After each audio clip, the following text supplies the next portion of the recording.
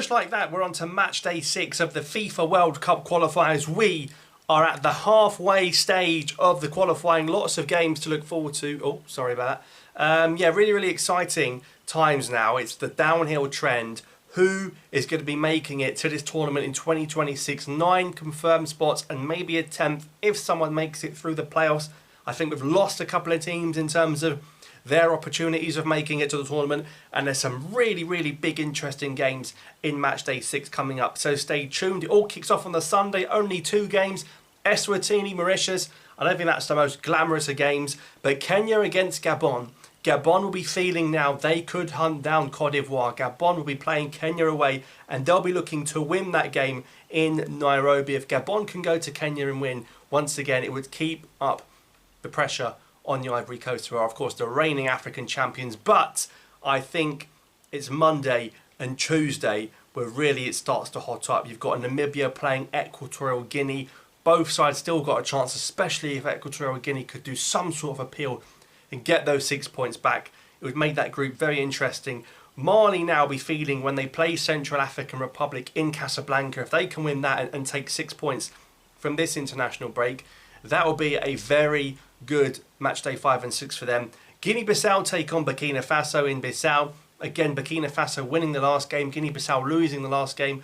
I don't think Guinea-Bissau are going to be going to the World Cup, but Burkina Faso will be hunting down for that second spot. Liberia taking on Sao Tome and Principe. Liberia in Monrovia. I'm sure they'll be winning that game at home. Ivory Coast against Gambia might be a bit close. I don't think Cote d'Ivoire have been that good since they were crowned champions. I mean, even when they were crowned champions of Africa, they weren't that good. So we'll be seeing what Ivory Coast can do there. But here is, for me, massive game. In Morocco, Madagascar against Ghana.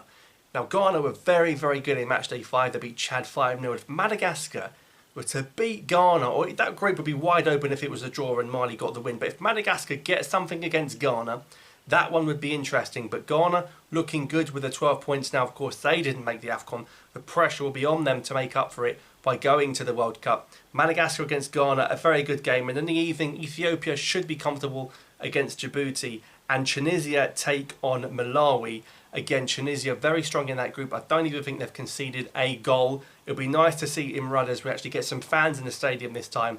First home game for the new coach in this tenure. But Tunisia against Malawi could be exciting as well.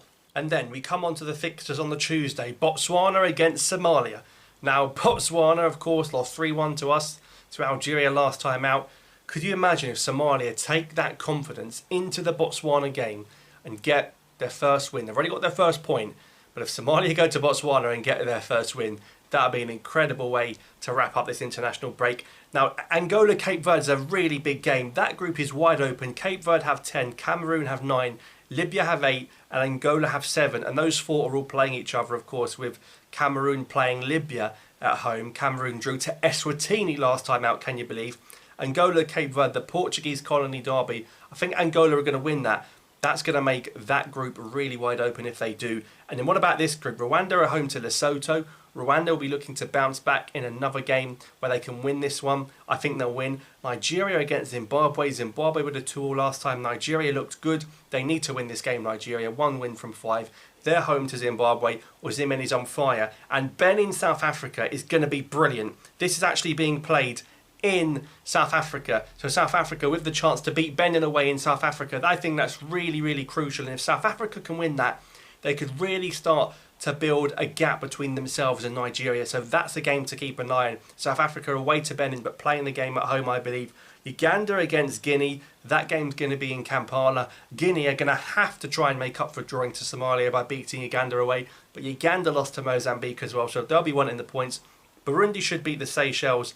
And then we come to the North Africans. Of course, all the North Africans are going to be playing at home in Ramadan in the evening. You've got Egypt, Sierra Leone. You expect Egypt to be comfortable. Sierra Leone, though, they'll be thinking if they can go and do something, they might have a small chance after winning last time out against Guinea-Bissau. Sudan, South Sudan, the Sudan derby. Sudan's 0-0 with Senegal throws that group wide open. And DR Congo have got to go to Mauritania. Not an easy place to go, it would seem, after the result last time out where Togo and Mauritania drew 2-2. But DR Congo will be hoping Sudan slip up against South Sudan. Of course, Algeria will be posting Mozambique in Tizi Ouzou. More on that. Both those teams are on 12 points. Comoros have got to bounce back from losing to Mali by beating Chad. Comoros have to beat Chad if they want to be in the equation. Senegal, they've also got to bounce back after drawing away to Sudan in Benghazi. They're home to Togo. And Morocco against Tanzania will be obviously in Morocco. And I think that group's a waste of time. Morocco will be coming first no matter what happens. So that's what to look forward to in match day 6.